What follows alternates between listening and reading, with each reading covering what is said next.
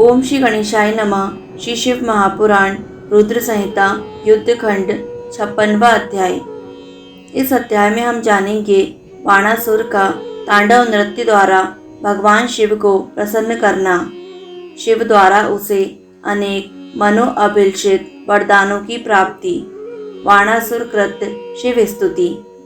नारद जी बोले, हे महामुने, भार्या सहित अनिरुद्ध तथा श्री कृष्ण के द्वारकापुरी चले जाने पर बाणासुर ने क्या किया, इसको आप कहिए। सनत कुमार बोले, भार्या सहित अनिरुद्ध तथा श्री कृष्ण के द्वारका चले जाने पर बाणासुर मन ही मन अपने अज्ञान का स्मरण करता हुआ अत्यंत दुखी हुआ। तब शिव जी के गण नंदी ने रक्त से संलिप्त शरीर वाले पश्चाताप युक्त तथा दुखी दैत्य बाणासुर से कहा। नंदीश्वर बोले, हे शिव के भक्त बाणासुर, तुम दुखी ना हो। भगवान शिव जी भक्तों पर कृपा करने वाले भक्त वत्सल नामधारी हैं। हे भक्तों में श्रेष्ठ, जो कुछ हुआ उनकी इच्छा से हुआ है, इस प्रकार चित्त में मानकर बारंबार शिव जी का स्मरण करो। उन आदि देव शिव जी में मन लगाकर नित्य भक्तों पर दया करने वाले महादेव का बारंबार उत्सव करो।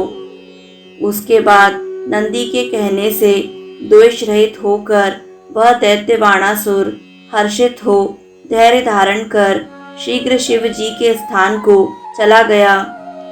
वहां जाकर प्रभु को नमस्कार कर गर्व रहित होकर प्रेम से पूर्ण मन वाला बाणासुर विवल होकर रोने लगा और अनेक स्तोत्रों तथा स्तुतियों से नमस्कार करता हुआ यथोचित चरण न्यास कर हाथों को चलाता हुआ अनेक प्रकार के आढ़ील आदि स्थानों को तथा प्रत्यालीढ़ आदि मुद्राओं से शोभित तांडव नृत्य करने लगा।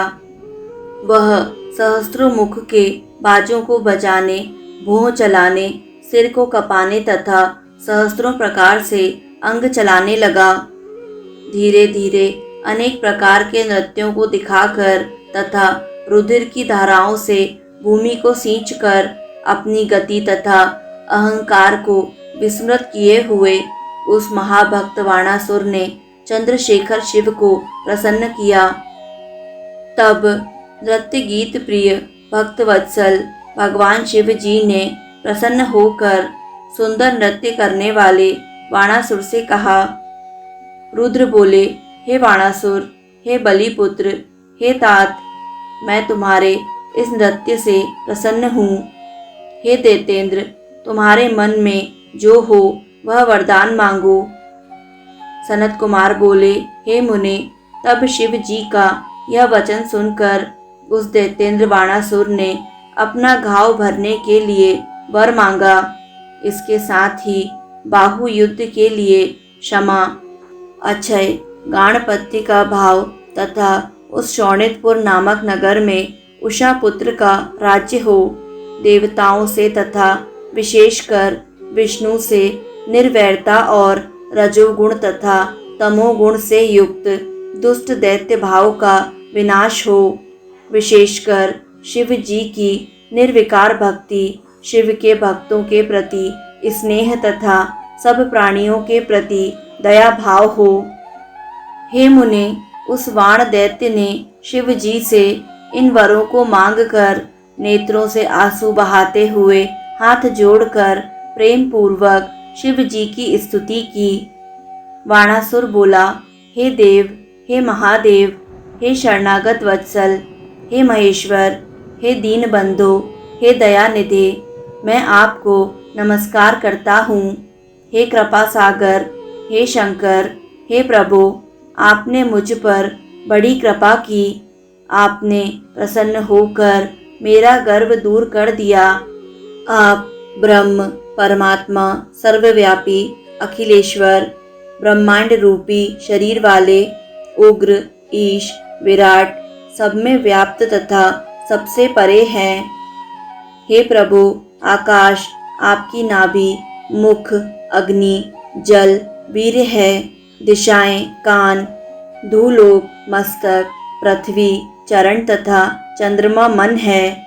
सूर्य नेत्र, रिद्धि उदर, इंद्र भुजाएं, ब्रह्मा बुद्धि, प्रजापति विसर्ग तथा धर्म आपका हृदय है। हे नाथ, औषधियाँ आपके रोम हैं, मेघ आपके केश हैं, तीनों गुण आपके तीनों नेत्र हैं। आप सर्वात्मा पुरुष हैं, आपका मुख ब्राह्मण है, भुजाएं क्षत्रिय, जंघा वैश्य और चरण शूद्र कहे गए हैं। हे महेश्वर, आप ही नित्य सब जीवों के उपासना करने योग्य हैं। आपका भजन करने वाला मनुष्य निश्चय ही परम मुक्ति प्राप्त कर लेता है। जो मनुष्य आत्मा के प्रिय ईश्वर आपको त्याग देता है, वह मानो अमृत का त्याग करता हुआ इंद्रियों के लिए अकल्याणकारी विष का ही भक्षण करता है। विष्णु ब्रह्मा सभी देवता निर्मल भाव वाले मुनि आप प्रिय ईश्वर के सब प्रकार से शरणागत हैं। सनत कुमार बोले, इस प्रकार कहकर उस दैत्य बाणासुर ने प्रेम से विहल अंग वाला हो शिव जी को प्रणाम कर मौन धारण कर लिया। अपने भक्त बाणासुर का यह वचन सुनकर भगवान सदाशिव तुम सब कुछ प्राप्त करोगे इस प्रकार कहकर वहीं अंतर्ध्यान हो गए। तब शिव जी के अनुग्रह से महाकाल तत्व को प्राप्त हुआ वह शिव जी का अनुचर बाणासुर बड़ा प्रसन्न हुआ। हे व्यास जी, सभी गुरुजनों के परम गुरु तथा समस्त पृथ्वी के मध्य में क्रीड़ा करने वाले शूलपाणी शंकर तथा बाणासुर के सुंदर वृत्तांत का कानों को प्रिय लगने वाले वचनों में आपसे यह वर्णन किया। इस प्रकार श्री शिव महापुराण के अंतर्गत द्वितीय रुद्र संहिता के पंचम युद्ध खंड में बाणासुर गाणपत्य पद प्राप्ति वर्णन नामक 56वां अध्याय पूर्ण हुआ। दोस्तों, आगे आने वाले सभी अध्यायों को निरंतर सुनने के लिए YouTube चैनल आध्यात्मिक कथाएं को लाइक करें, सब्सक्राइब करें और बेल आइकन पर प्रेस करें। धन्यवाद।